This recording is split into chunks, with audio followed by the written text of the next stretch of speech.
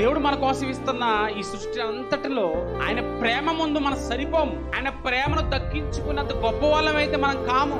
నక్షత్రంలో చూడగా నువ్వు మనుష్యుని జ్ఞాపకం చేసుకోవడానికి వాడు ఎంతటి వాడు, చాలా చిన్నవాడే కదా. వాడి కోసం ఏంటయ్యా నువ్వు పిచ్చిగా పడుతున్నావు?